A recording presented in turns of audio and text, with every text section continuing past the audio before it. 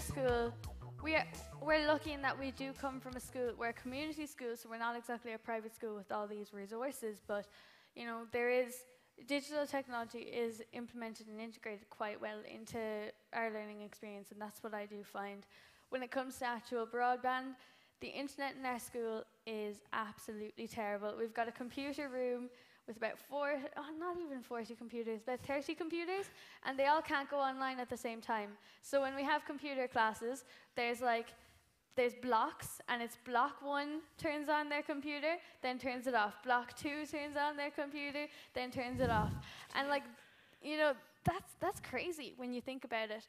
You know, digital technology is so immersed in our culture that when you think about, you know, the education system is the first step in someone's life, and industry, you know, takes the exports of the education system. So when you think about education being that way, where not everyone can be on a computer at the same time, that's how slow it is, you know, you can see that improvements are needed.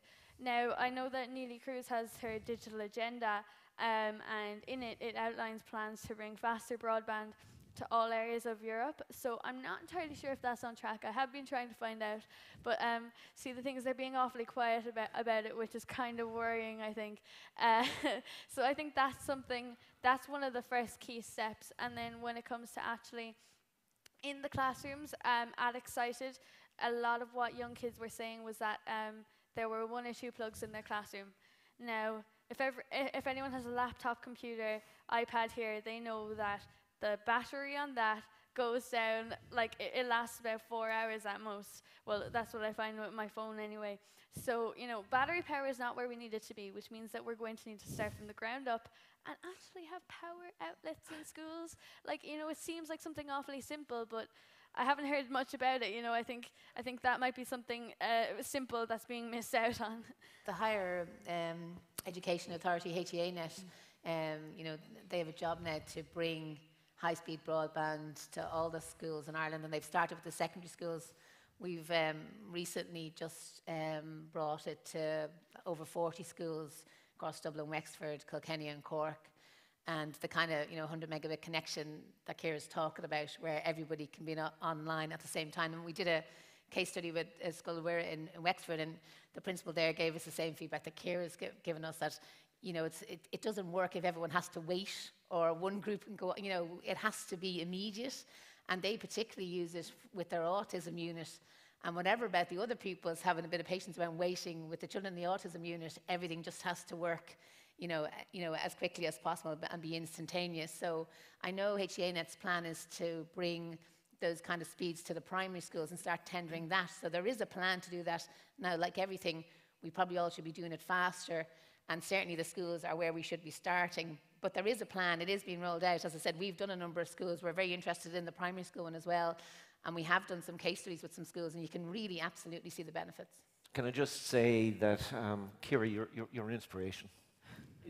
It is, as the proud father of a couple of daughters and the even prouder grandfather of 3 gorgeous girls, you are going to be their model. It was fantastic.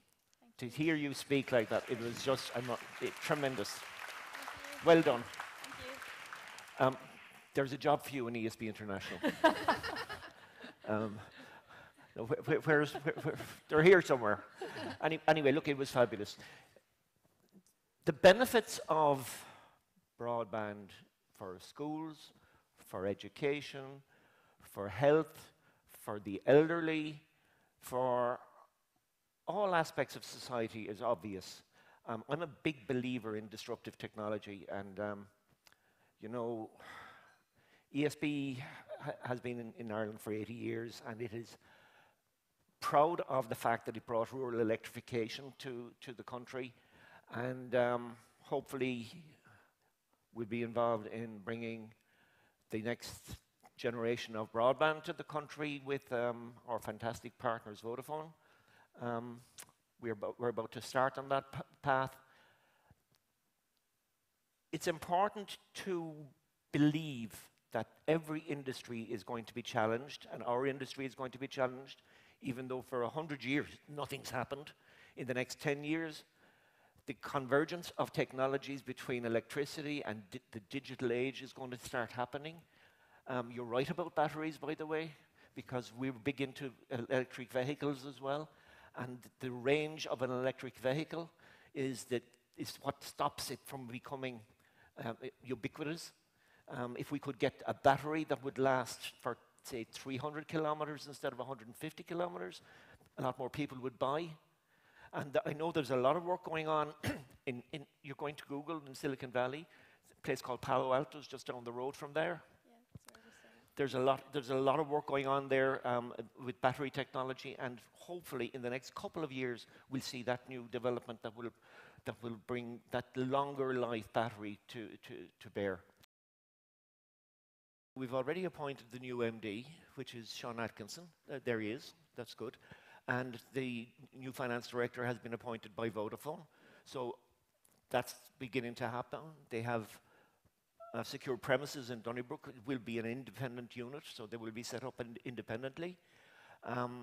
We have already in train the pilot scheme in Cavan, where 400 houses which have been done as a pilot to prove the technology of using the low voltage, the low and medium voltage networks to deliver fibre will be tested, and that'll happen in October, and hopefully we'll start the rollout in November, and the company will be up and running by then.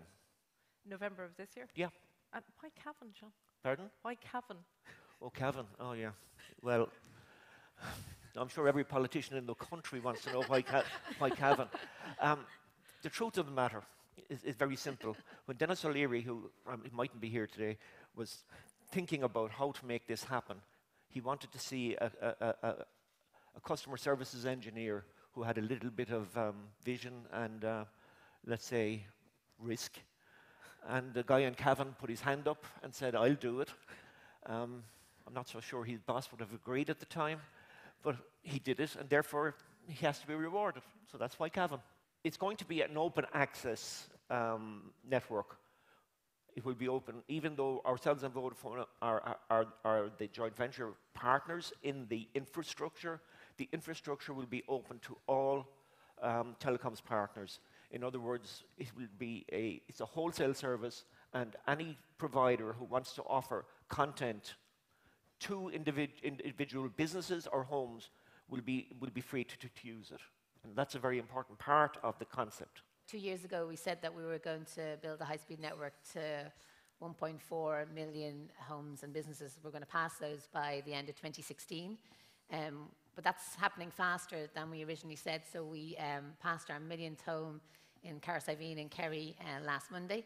And I think I was telling you a great example, a B&B where guests are looking for Wi-Fi, teenage children in the house with smartphones and iPads, and everybody pulling off the connectivity going into the house. Alan Anders, who runs it, is a photographer with the Kerry Eye, so needing to download and send up his photos. And they have family in Norway that they're trying to Skype, so huge for them to be able to get 90 megs into the house. So that was a million. But I suppose we also announced last month that we're going to extend it to 1.6 million from 1.4, and we'll have the original 1.4 completed by next summer rather than 2016, and we'll have the 1.6 million done by 2016. So I suppose we announced a 400 million investment, and we're spending our money and rolling out fibre. And by the time we're finished, communities of between 800 and 1,000 homes will have access to high-speed broadband. Now, it's not everywhere. Even at 1.6, there's still another 600,000 homes and businesses in the country. And I suppose that's where Minister White and the National Broadband Intervention Plan comes in, because, like if you look at the broadband penetration rates in Ireland, we're behind the Western European average on, population or household. I don't believe our needs in Ireland are any different than our European neighbours. It's just the way broadband has rolled out here. Now, great that we're catching up. I don't believe rural needs are different to urban needs. So it is really important that we fill in that 600,000 and there isn't a digital divide. And wouldn't it be wonderful if Ireland could leapfrog Europe and provide fantastic speeds, into really, really rural Ireland? I think that's a huge opportunity for us. I think it could be one of the biggest infrastructural things that we'll ever do. And I think it could be like, you know, bringing electricity again. I think it's an amazing opportunity for all of us to really drive that and make sure it happens. Those of us who've worked in the telecommunications industry over the last 5 years, it's been a tough time.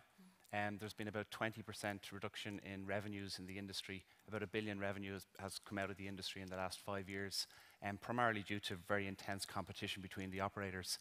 Having said that, operators like ourselves and Eircom and now ESB have invested, or are investing over $2.5 billion, and that's generally to address the bandwidth explosion that's happened within the marketplace. We've just upgraded our backbone infrastructure to 100 gigabits per second, so the first commercial 100 gigabits per second network in Ireland. And we have a core network using the open access networks of Eircom and of ESB that's coming to the fore, connecting our customers. Our brand in the Republic of Ireland isn't known that well. What we do is we service our public sector, corporate and wholesale customers. So while a consumer might not see the BT brand, if the consumer is doing a credit card transaction, making a telephone call, booking an airline ticket, doing a bet online, the likelihood is that they're using the BT services underlying infrastructure for that transaction.